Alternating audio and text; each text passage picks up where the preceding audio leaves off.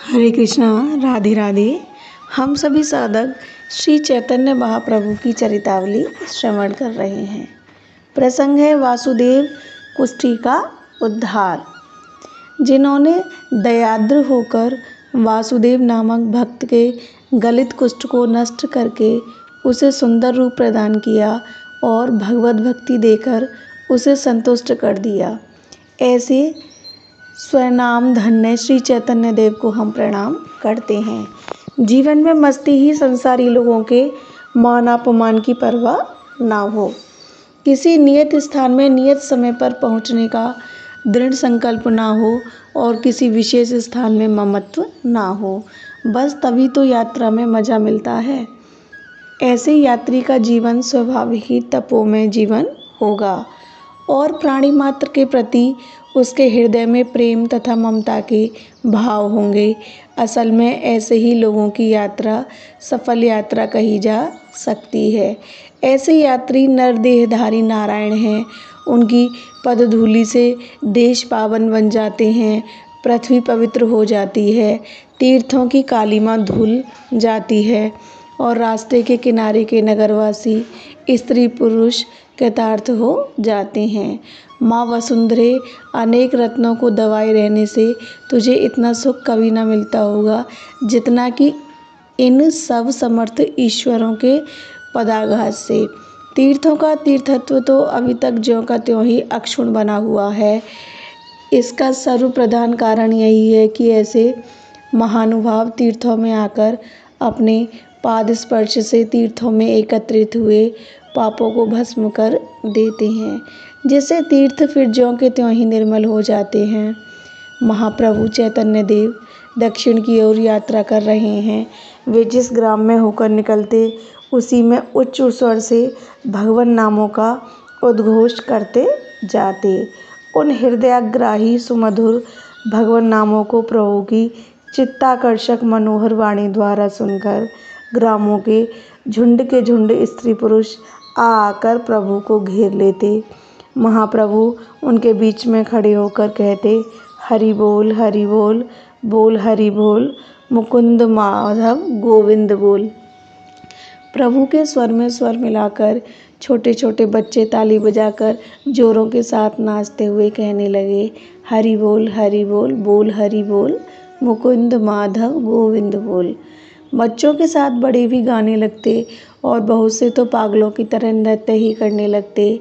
इस प्रकार प्रभु जिधर होकर निकलते उधर ही श्री हरि नाम की गूंज होने लगती। इस प्रकार पथ के असंख्य स्त्री पुरुषों को पावन करते हुए प्रभु कूर्मांचल या कूर्मम स्थान में पहुँचे। यह तीर्थ स्थान आंध्र देश के अंतर्गत गंजाम जिले में अवस्थित है।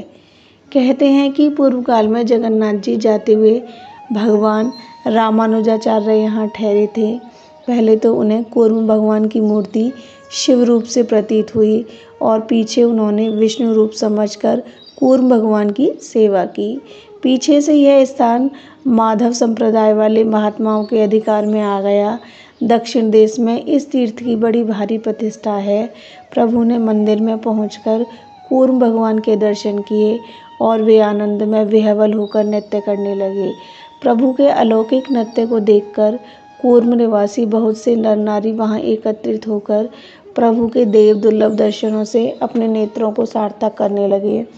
प्रभु बहुत देर तक भावावेश में आकर नृत्य और कीर्तन करने लगे।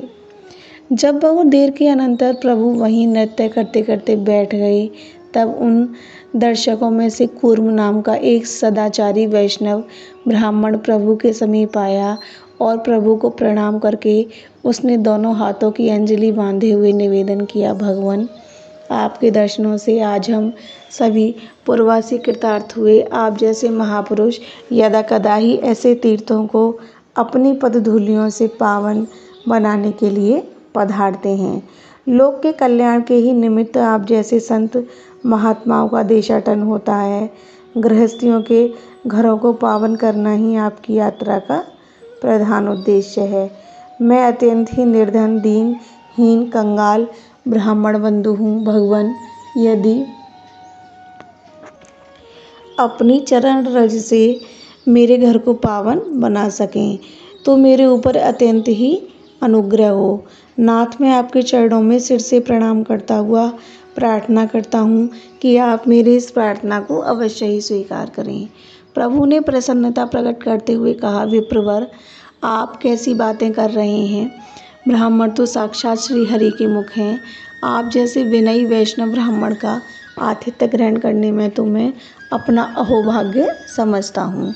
जो भगवत भक्त हैं, साधु संतों में श्रद्धा रखते हैं, जिन्हें अतिथियों की सेवा करने में सुख प्रतीत होता है, ऐसे भक्तों के घर का प्रसादान्न ग्रहण करने से अतिथि भी पवित्र बन जाता है।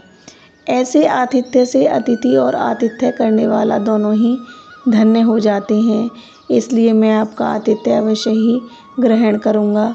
प्रभु के मुख से निमंत्रण की स्वीकृति सुनकर वह ब्राह्मण आनंद के कारण व्याकुल सा हो उठा।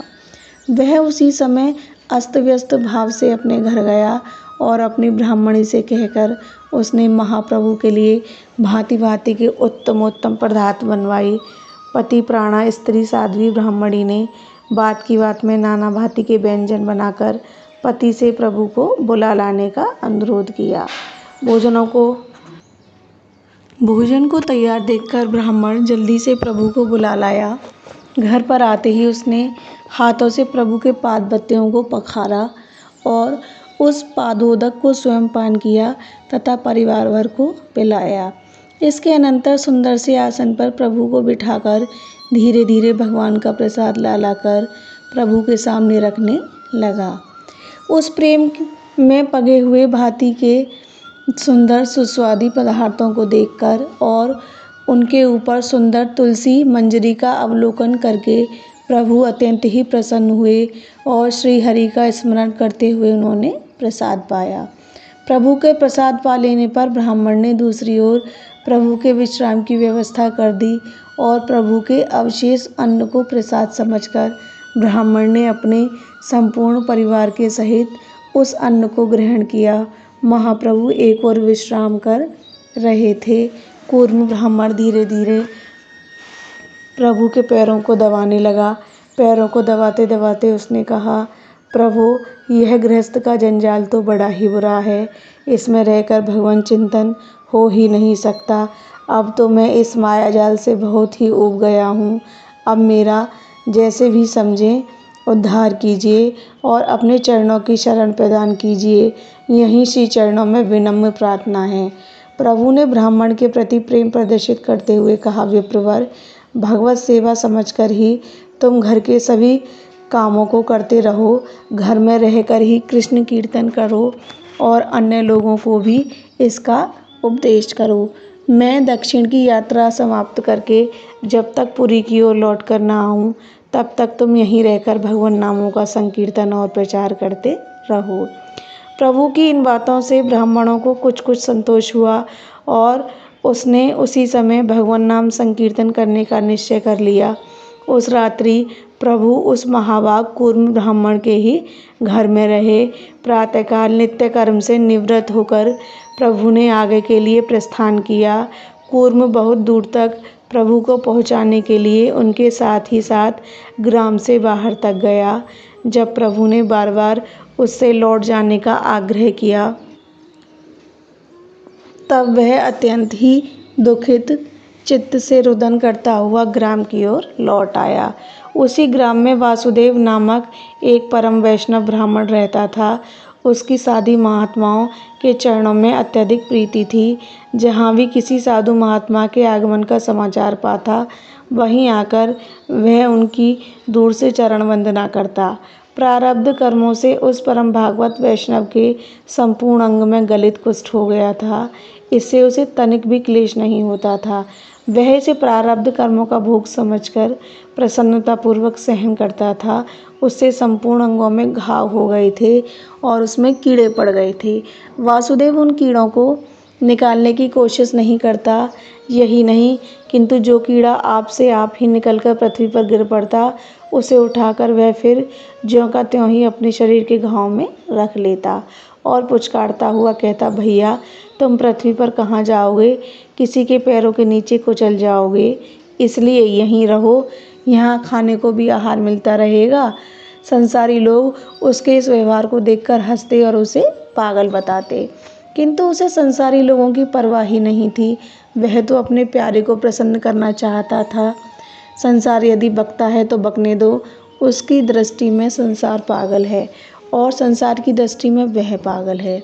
उसने प्रातःकाल सुना कि कूर्मदेव ब्राह्मण के घर में परम तेजस्वी अद्भुत रूप लावण्य युक्त नूतन अवस्था के एक भगवत भक्त विरक्त सन्यासी आए हैं।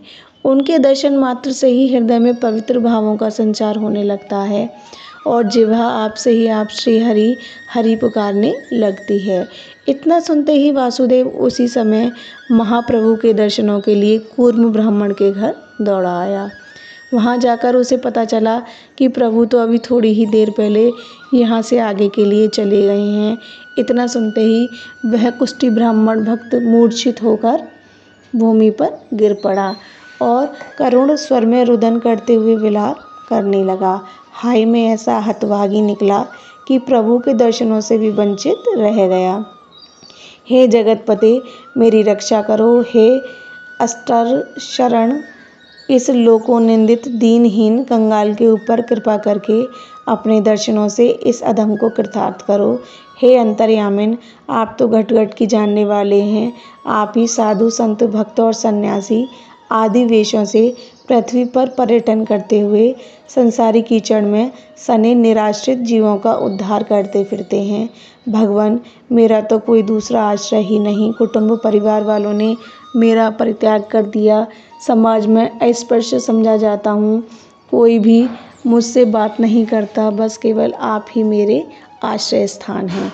मुझे दर्शनों से वंचित रखकर आप आगे क्यों चले गए? मानो वसुदेव की करुण ध्वनि दूर से ही प्रभु ने सुन ली।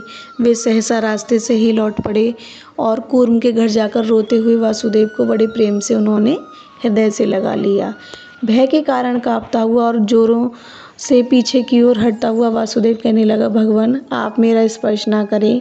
मेरे शरीर में गलित कुष्ठ है नाथ। आपके सुवर्ण जैसे सुंदर शरीर में यह अपवित्र पीव लग जाएगा। प्रभु, इस पापी का स्पर्श ना कीजिए। किंतु प्रभु कब सुनने वाले थे? वे तो भक्त वत्सल हैं। उन्होंने वासुदेव का दृढ़ आलिंगन करते हुए कहा, वासुदेव, तुम जैसे भगवत भक्तों का स्पर्श करके मैं स्वयं अपने को पावन करना चाहता हूँ। प्रभु का आलिंगन पाते ही पता नहीं वासुदेव के संपूर्ण शरीर का कुष्ठ कहाँ चला गया। वह बात की बात में एकदम स्वस्थ हो गया। उसका संपूर्ण शरीर सुंदर सुवर्ण के समान चमकने लगा। प्रभु की ऐसी कृपालुता देखकर आंखों में से प्रेमाश्रु बहाता हुआ गदगद कंठ से वासुदेव कहने लगा, प्रभु, मुझ जैसे पापी का उद्धार करके आपने अपने पतित पावन नाम को सार्थक कर दिया है। पतितों को पावन करना तो आपका विरध ही है। मैं माया मोह में फंसा हुआ अल्पज्ञ प्राणी आपकी स्तुति कर ही कह सकता हूँ। आपकी विशद बिरदावली का बखान करना मनुष्य शक्ति के बाहर की बात है। आप नर रूप साक्षात नारायण हैं।